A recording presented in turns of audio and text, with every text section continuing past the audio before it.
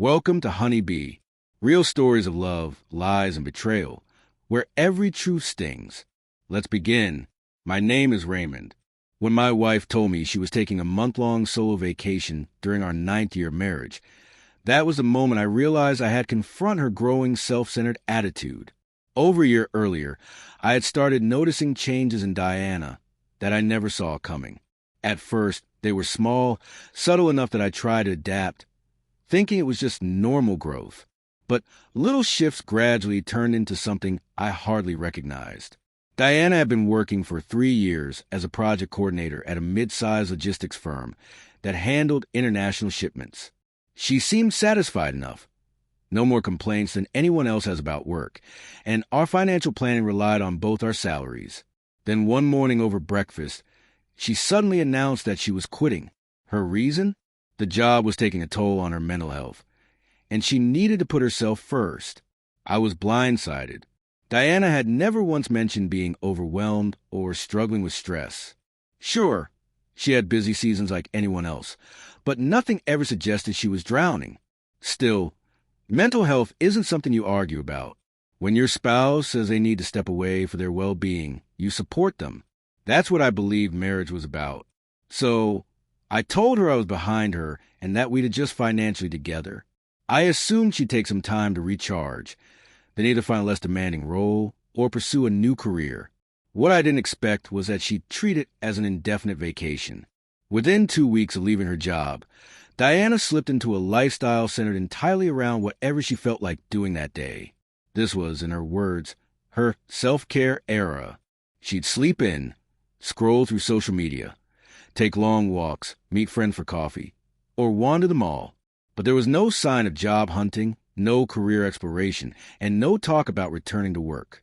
Meanwhile, I kept my regular routine: up by 6:30, at the office by 8 o'clock, home around 6:30 in the evening.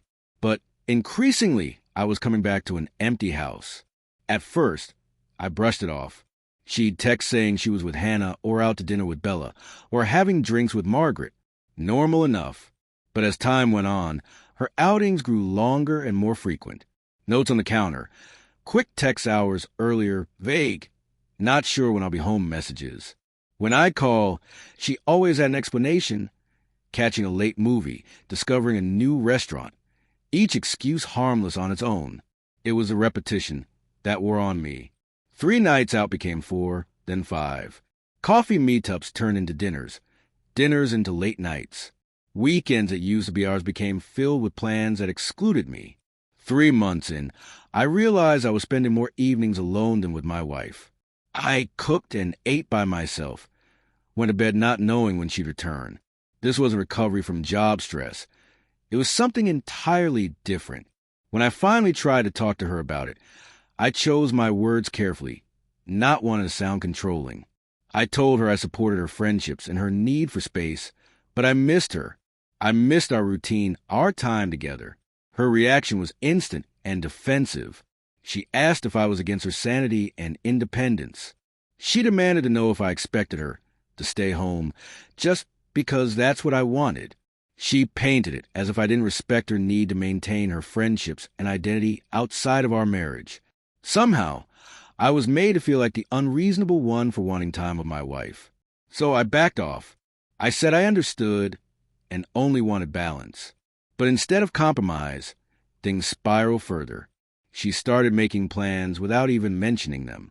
She'd leave in the morning and return long after I was asleep with no explanation.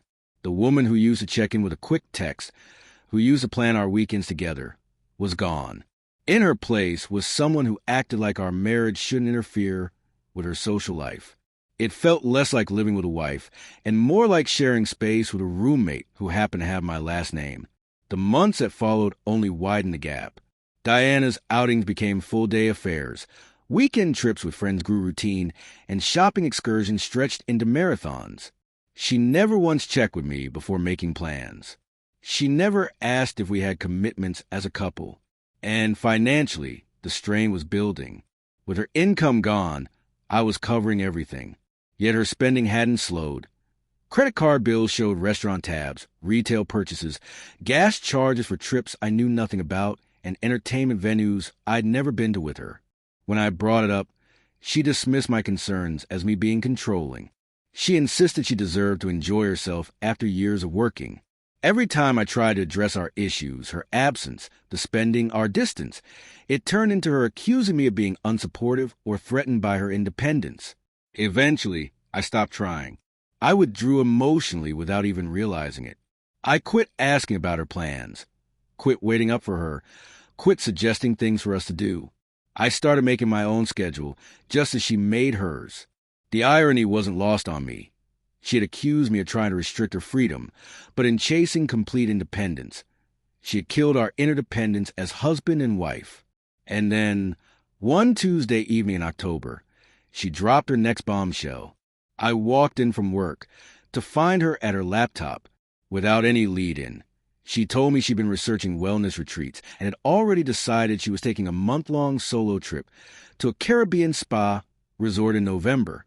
She wasn't asking for my opinion. She was announcing a choice already made. Inside, I felt a mix of anger and betrayal. It seemed like she was so eager to escape our life together that she'd happily vanish for an entire month.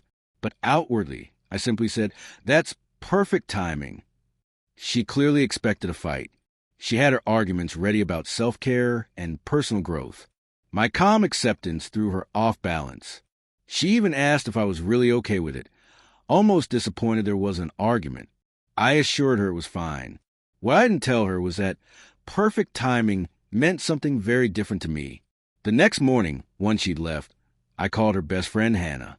If anyone knew what was really going on, it would be her. That conversation was eye-opening. Hannah was shocked to hear the details I described. She had assumed Diana's new lifestyle was something we'd agreed on as a couple. More surprisingly, she revealed she hadn't seen Diana nearly as often as my wife claimed. While Diana often told me she was with Hannah several times a week, Hannah admitted they'd only met a handful of times in months. That meant Diana had been lying about where she was spending her time. I also told Hannah about the planned solo trip. She was genuinely stunned. She couldn't understand why Diana would leave for an entire month, especially given the financial situation. She agreed something seemed off. Out of anger, I told Hannah that if Diana went through with it, she shouldn't expect a return to the same marriage. If she left for a month, she would stop being my wife. She could make whatever choice she wanted, but she needed to understand the consequences. That same day, I booked a consultation with a divorce attorney. Sitting in his office was surreal, but Diana's choices made it clear we were at the edge of something final. He explained the process, the timeline, what to expect with asset division and financial obligations, and gave me advice on organizing my finances.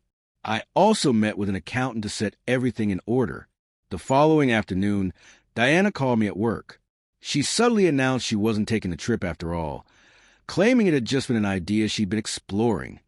It was obvious Hannah had spoken to her, and that my warning had hit its mark. The trip wasn't really about self-care.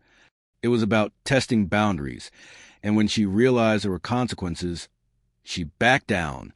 But that didn't change how I saw things. Canceling the vacation didn't erase the months of selfishness and disregard. I kept my emotional distance, polite but detached. I focused on my own life, kept implementing the financial organization strategies, and stopped trying to repair something she wasn't prioritizing. Eventually, Diana noticed. Her attempt to pull me back, to suggest activities, to start conversations, were met with polite but brief responses. I wasn't hostile, but I wasn't engaged either. By December, I had fully organized every financial aspect of my life. Meanwhile, Diana's behavior shifted. She went out less, included me more, even tried harder to reconnect. But I could tell it wasn't out of genuine reflection. It was fear. Finally, she asked a question outright.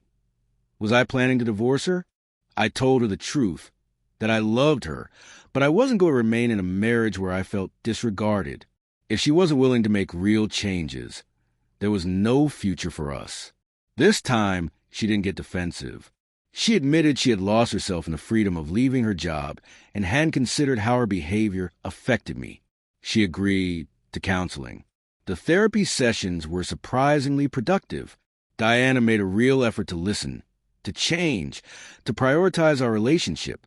She looked for part-time work, included me in her social life, stopped making big decisions without me. By March, things were genuinely better. We were communicating, spending time together, and rebuilding what we nearly lost. Still, I never abandoned the financial preparation I'd put in place. Diana never knew about it, but I kept it intact, not because I expected failure, but because I had learned the value of being prepared.